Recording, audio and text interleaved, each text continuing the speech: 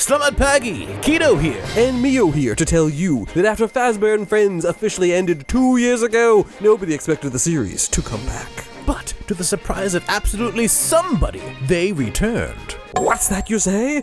Could it be you didn't watch our previous upload, The Tragic Death of Fazbear and Friends? Well, you should watch it. It's a good video. Are you sure about that? But for the sake of getting on with this video, we will recap that video real quick. Ahem, cough, cough. Two brothers, Zach and Micah Preciado, worked together to create the company Zam and the associated YouTube channel Zamination. They made Minecraft animations and music videos. A few years into their animation career, they launched their series Fazbear and Friends, a comedy series about the animatronic characters in the Five Nights at Freddy's video game series. At least, that's how it started. After a while, they added a lot of characters from other popular intellectual properties, including Among Us, Baldi's Basics, Bendy and the Ink Machine, and they even added some of their own original characters. After 4 full episodes, they changed from making 6 to 8 minute episodes to only creating shorts about a minute or so long, and compiling them into compilations that just shuffled around the same content over and over. In short, they became a content farm. They hit some common tropes of the content farm, such as the sexualization of some characters and some pure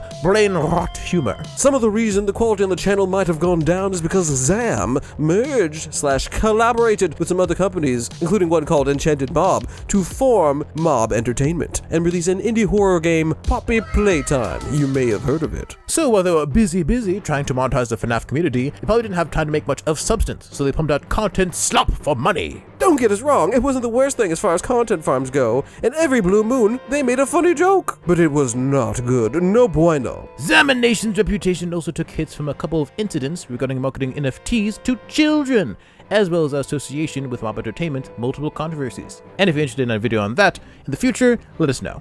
People came to the general consensus that they fell off. It seems eventually the brothers realized this and officially canceled the series in February 2023 with a farewell video and a promise to return to making music videos in the future. That should catch up to speed, but there have been some updates since our first video, so we shall lay out a timeline here. Poppy Playtime continued to grow in popularity, growing from a little mascot horror game, very inspired by FNAF, into its own brand. Still inspired by FNAF, but mostly its own thing. This meant that the company Mob Entertainment went from a small indie studio working on a spooky little kiddie game to a full-on studio. And that meant that the company became more corporate, no longer focusing on just breaking even, more on big money, fat pockets, cash flowing, stacking them bills. This change is probably behind the mass exodus that occurred around December 2023, in which many original collaborators left Mob Entertainment, leaving Enchanted Mob, aka the Bellinger brothers, as the last remaining original members. They each had their own statements for leaving, but Zam, the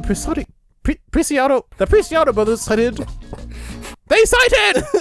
differing opinions on management style as well as creative differences. Which we can only guess means they weren't on board with the new, less indie direction the company was taking. After leaving Mob Entertainment, Zach and Micah went back to creating their own projects and following up on their promise to go back to making music videos. Around the same time they left Mob, they released their Amazing Digital Circus music video, and their audience loved the multiple art styles used in it. 70 million views! Couldn't be me. They also got the attention of Glitch. Then, nothing, not a peep, where did they go? It turned out the brothers had gotten jobs at Glitch of all places. I guess that animation was that impressive. Or maybe that has nothing to do with it, I don't know. With their new full-time jobs at Glitch, Zamination became the official company responsible for marketing at Glitch, and the two brothers went hog wild, producing some rather impressive material. That's all well and good, but it seems like it drained time they had to work on products on the Zamination YouTube channel, specifically the new one they had just started. So, they went part-time with Glitch to get back to work on their first non-Minecraft style video. This was their Lethal Company fan music video that utilized a whole new style of animation for them. This project apparently ballooned out of proportion to the point that the budget exceeded $100,000. Whoa! Wow, that's crazy! So, you can't call that one a cash grab. They eventually released the music video and it got millions of views.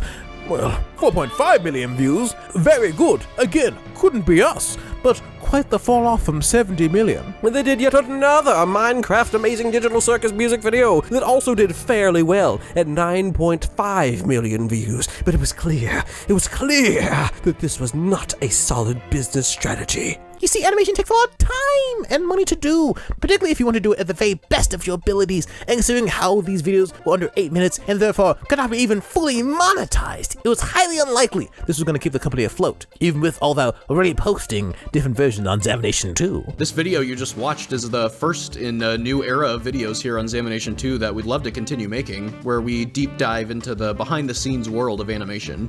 So that was a lie. So, on March 15th, they announced the return of Fazbear and Friends, much to everyone's shock, Disappointment, excitement, chagrin, anticipation, perspiration, precipitation, acceleration, and various other emotional states. stations. Fazbear and Friends would be returning for a second season. You could not live with your own failure. Where did that bring you? Back to me. But hey man, this time it will be different. As a now independent studio, I always thought they were one, they assured fans that these new episodes will be created to help bring in money for the upcoming new shows. They also clarified that the series would no longer be cheap, grubby, cash grab content farm stuff. No. So we eagerly waited and almost forgot about the release of the new episode to see if things truly had changed. Then we waited another day or so because we had other more important things going on.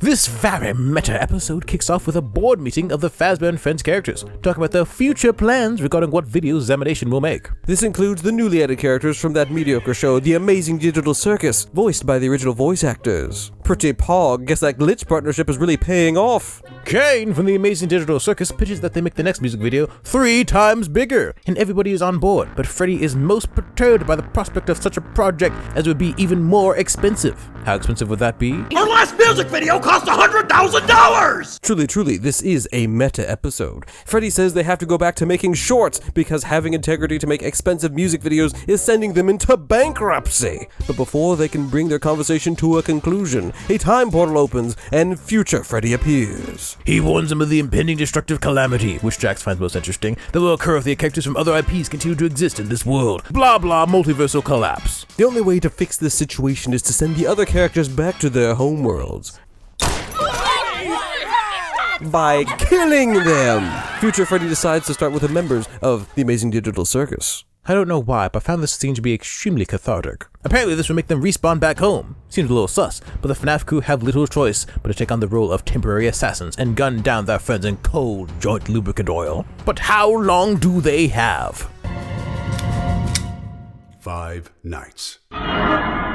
Then there's a montage of various FNAF Minecraft characters offing members of other borrowed IPs. They don't just shoot these guys. No, they get quite creative. Burning, poisoning, crushing with the piano, drowning. You know, one might question, even if this is parody, if this is a bit much for an audience of kids. But nah, it'll be fine.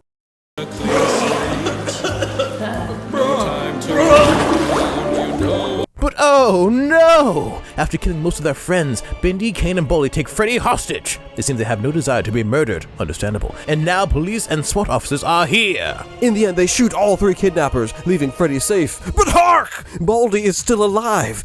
And the world hasn't ended, which can only mean one thing. Future Freddy lied, and they just murdered all their friends for real. It turns out Future Freddy did this to try to stop them from falling further down the dark path of making shorts, where the brain rot would become too much to handle. But present Freddy manages to steal the time watch from the Future Freddy and send Future Freddy back to the future, or somewhere. Yeah.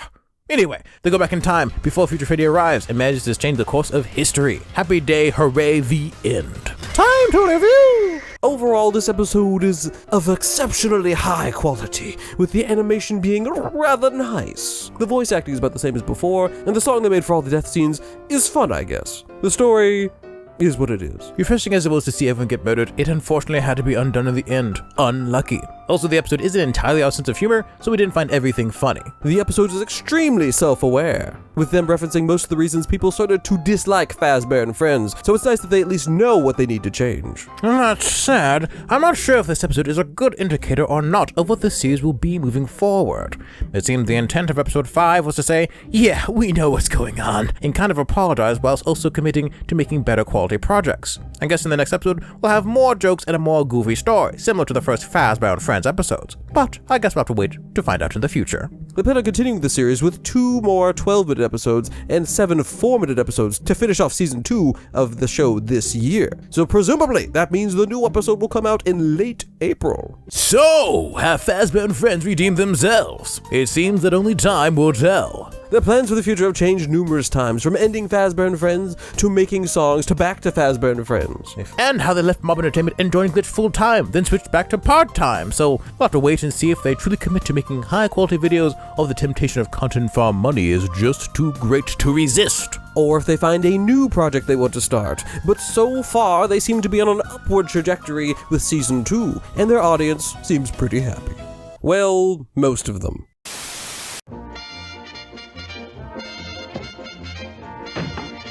Absolute cinema! Guys, this is not a false alarm! It's back! Man, you were right about Fazbear and Friends done right. The meta-referencing humor to how the real team have to make decisions to keep the budget safe is the best thing you've done in this series right now. And the lesson was also pretty good. Warning, short rant. Okay, I'll give them the benefit of a doubt. This was cool, but why the flying frick would they bring back the other non-FNAF characters? I can only hope they use the other characters sparingly, or else the Mosquito Brothers might actually become real. This channel went from content farm to brain rot and finally became crap post. How do I on no? Or is it how do ye on no? I don't know. Do ye? Or do why? Does anyone else miss when this series was about hijinks 4 animatronics running a pizza place get up to? Now it feels like a crossover fanfic with several other IPs from popular media, some of which, like Bindi or Digital Circus, break the canon of the original IPs. Even after the Shorts era has ended, the series just doesn't feel the same anymore, and I don't think I like that. I mean, fair.